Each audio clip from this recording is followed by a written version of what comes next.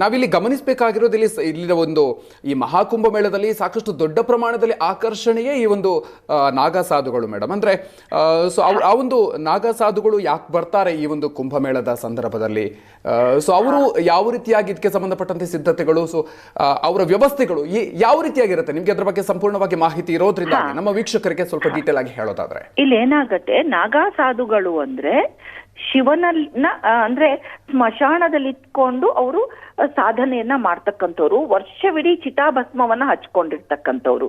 ಇಲ್ಲಿ ಮುಖ್ಯವಾಗಿ ನಾನು ಹೇಳಕ್ ಇಷ್ಟಪಡ್ತೀನಿ 3 ವಿಚಾರ: ಸಾಧುಗಳು, ನಾಗಾ ಸಾಧು ಮತ್ತು ಅಘೋರಿಗಳು. ಆಯ್ತಾ, ಇವರು 3 ವಿಚಾರಕ್ಕೆ ಒತ್ತು ಕೊಡಲ್ಲ. ಯಾವುದು ಅಂದ್ರೆ ಸ್ನಾನ ಮಾಡುವಂಥದ್ದು, ಊಟದ ಕಡೆ ಗಮನ ಇರೋದಿಲ್ಲ, ಮತ್ತು ಅಲಂಕಾರ, ವಸ್ತ್ರಗಳ ಕಡೆ, ಅಲಂಕಾರದ ಕಡೆ ಗಮನ ಇರೋದಿಲ್ಲ.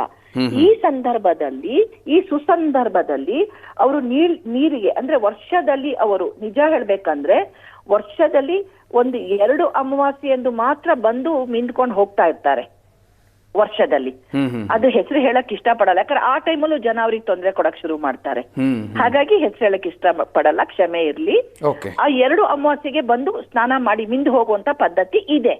ಅದರ ಜೊತೆಗೆ ಕುಂಭಮೇಳ ಅಂದಾಗ ಎಲ್ಲಾ ನಾಗಾ ಸಾಧುಗಳು ನೀರಲ್ಲಿ ಸ್ನಾನ ಮಾಡ್ಲಿಕ್ಕೆ ಬರ್ತಾರೆ. ಯಾಕಂದ್ರೆ ಇವತ್ತೊಂದೇ ದಿನ ಅಂದ್ರೆ ಶಾಹಿ ಸ್ನಾನ ಮತ್ತು ಮೌನಿ ಅಮಾವಾಸ್ಯೆ ಮತ್ತು ಹುಣ್ಣಿಮೆ, ಇದಕ್ಕೆ ಮಾತ್ರ ಅವರು ಸಂಪೂರ್ಣ ತಮ್ಮ ಶರೀರದಿಂದ ಭಸ್ಮವನ್ನ ತೆಕ್ಕೊಳ್ತಾರೆ.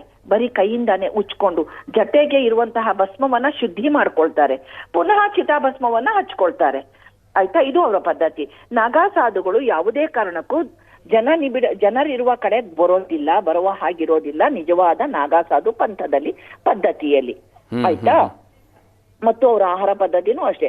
7 ಮನೆಯಲ್ಲಿ ಕೇಳ್ತಾರೆ, ಆಮೇಲಿಂದ ಸಿಕ್ತು ಅಂದ್ರೆ ತಿಂತಾರೆ, ಇಲ್ಲ ಅಂದ್ರೆ ತಿನ್ನೋದಿಲ್ಲ. ದುಡ್ಡಾಗ್ಲಿ, ನೀವು ದುಡ್ಡು ಕೊಟ್ಟರು ಅವ್ರು ಇಸ್ಕೊಳ್ಳಲ್ಲ. 7 ಮನೆಯ ಅನ್ನವನ್ನ, ಅಂದ್ರೆ ಅನ್ನ ಮೀನ್ಸ್ ರೊಟ್ಟಿ ಇರಬಹುದು, ಅಕ್ಕಿ ಅನ್ನ ಇರಬಹುದು, ಅದು ಒಟ್ಟು ಆಹಾರ, ಬೆಂದ ಆಹಾರವನ್ನ ಪಡೆದು ತಿನ್ನುವಂತ ಪದ್ಧತಿ ಅವ್ರದ್ದು. ಯಾವಾಗ ಈ ತರ ಹೊರಗಡೆ ಬಂದಾಗ ಮಾತ್ರ. ಸ್ಮಶಾನದಲ್ಲಿದ್ದಾಗ ಯಾಕೆ ಅವರು ಸುಟ್ಟಿದ ಶವವನ್ನ ತಿಂತಾರೆ ಅಂದ್ರೆ ಅವ್ರು ಅಡ್ಗೆ ಮಾಡ್ಕೊಂತ ಕೂರಲ್ಲ, ಅಷ್ಟು ಅವರು ತಮ್ಮ ದೇವರಲ್ಲಿ ಅಂದ್ರೆ ಯಾವ ಸಾಧನೆಯಲ್ಲಿ ವಿಲೀನರಾಗಿರ್ತಾರೆ. ಆ ಒಂದು ಪದ್ಧತಿಗೋಸ್ಕರ ಆಹಾರ ಸೇವನೆ ಇರೋದಿಲ್ಲ. ಹೆಚ್ಚಾಗಿ ನಾಗಾ ಸಾಧುಗಳು, ಅಘೋರಿಗಳು ಆಹಾರಕ್ಕಾಗ್ಲಿ ಇದಕ್ಕಾಗ್ಲಿ ಒತ್ತೇ ಕೊಡಲ್ಲ, ಏನೋ ಒಂದ್ ತಿನ್ಬೇಕು. ಎಷ್ಟೋ ಸಂದರ್ಭದಲ್ಲಿ ಚಿತಾಭಸ್ಮ, ಅಕಸ್ಮಾತ್ ಎಲ್ಲ ಅದು ಶವ ಸುಟ್ಟೋಗ್ಬಿಟ್ರೆ ಆ ಚಿತಾಭಸ್ಮವನ್ನೇ ತಿಂದ್ಕೊಂಡು ಕೂಡ ಸಾಧನೆಯನ್ನ ಮಾಡೋರು ತುಂಬಾ ಜನ ಇದ್ದಾರೆ. ತುಂಬಾ ಜನ ಇದ್ದಾರೆ.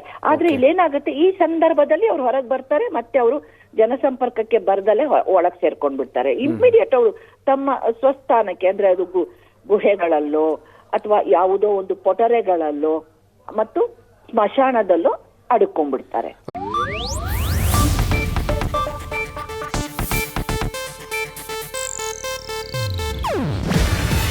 ಇದು ಏಷ್ಯಾನೆಟ್ ನ್ಯೂಸ್ ನೆಟ್ವರ್ಕ್ ಪ್ರಸ್ತುತಿ. ನೀವು ನೋಡ್ತಿದ್ದೀರಾ ಏಷ್ಯಾನೆಟ್ ಸುವರ್ಣ ನ್ಯೂಸ್.